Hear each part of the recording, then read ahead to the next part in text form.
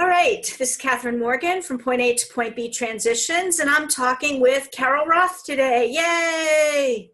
Carol and I are both big fans of connecting and being connectors and feeding our connectors, and that's the subject we're going to be talking about today.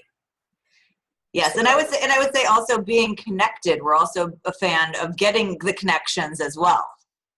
yeah, and we might have to explore the dark side of getting connections. Like, if I have one more coach for coaches reach out to me on LinkedIn, I think I might blow a gasket. All right, well, let's get to that. Let's give them the good stuff first, and we'll come to the bad stuff. Okay, good stuff. Connectors as small business owners, especially as services professionals, can be your absolute best friends. Great referrals for colleagues, for vendors, for clients. Clearly, referrals are a great way to do business. How do people connect? What's your theory for good connections? Well, I'm pretty good at keeping a weird Rolodex running around in my head, but I know not everybody has that thing going on. And so sometimes it's helpful to keep a list, either a physical list or a list online, even in your Outlook contacts of the kinds of things that people are interested in. And if you're working with lawyers, obviously they're looking for clients who want to have their services. If you have people who are selling other kinds of goods, they may be looking for certain types of connections. And just know that. And anytime you get an opportunity, if it's not something that is a fit for you, think about how you can add value. And what you're doing is you're going to add value to both of those parties who are going to say, wow, Carol or Catherine or you is amazing. And they hooked me up with somebody who could be helpful to my business in some way, shape, or form, or a good or service that I needed for my business. And while you shouldn't expect quid pro quo, that they'll return the favor, often they will. It puts you at the top of their mind. And we know how that is with people, is that even if you are a great fit for them, they might not remember unless you're kind of in their business all the time. So it's just a great way to stay in front of people. And I just firmly believe it's a little Bob Berg, go-giver kind of thing. I just believe in the good karma. I like to be helpful to people. I want to see people succeed. Rising tides lift all boats. So if it's something that I see, even if it's not related to my business, I'm always trying to think, is there some way I can be helpful? And if it's something that comes to me that isn't a fit for me, I'm always saying, instead of us saying no, it's like, oh, can I connect you with somebody else? Because again, you're providing that value on both sides.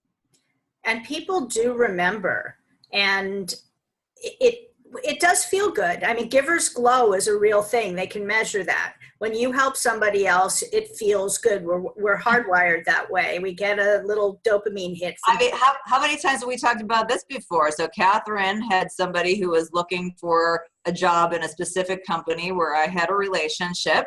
And I made a couple of calls, and they didn't have a position, but the guy's resume was so strong that they actually created a position. I've never even met the guy. You know the guy, but like, we're both so excited the fact that he of his dream job, and that's amazing. And so why wouldn't I make the phone call? Because now this contact of mine has this kick-ass employee, and we've made somebody happy. And it took me 5 seconds to make that connection because I had that relationship. So why wouldn't we do that? Absolutely. That was amazing. He's still there. He's still super happy. It was his dream job. He loves the company.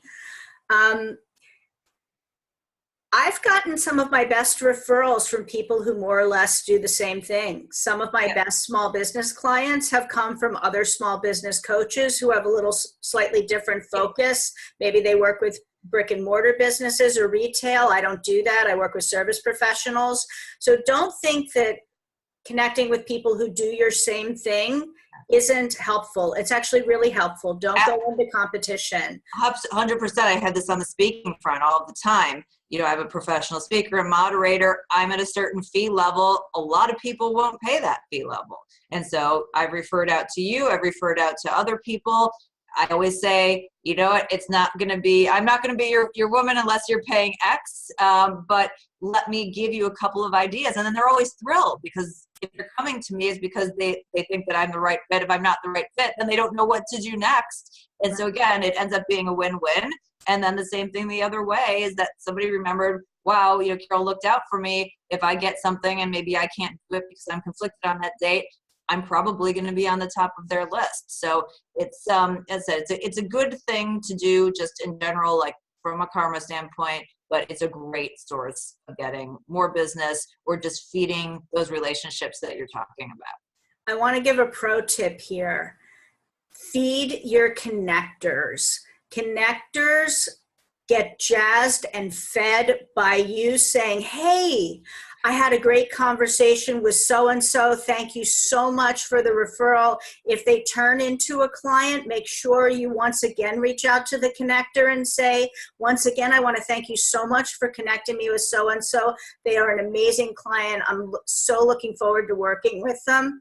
That highly motivates your connector to send more people your way. Once again, feeding the karma wheel. Yep. But that's how connectors love that. They love to hear that they were able to be helpful. It just makes them incredibly happy. And I'll take it a step further. Sometimes I offer a finder's fee.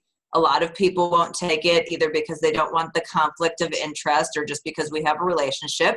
And so if they don't want the finder's fee, maybe I send them an Amazon gift card or a spa gift certificate or just a little token. But if you're providing that value and I'm getting a big opportunity or big deal out of it, just being thoughtful is something that somebody goes, oh, wow, that was really actually appreciated. So definitely keep your contacts in the loop.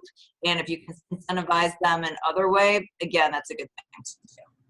Yeah, I think that's really important to remember, because people want to know. Or it's sort of sitting there in their mind saying, oh, I wonder if Catherine ever connected with Eileen. Right. Yes, I did today, finally. So that's the whole thing.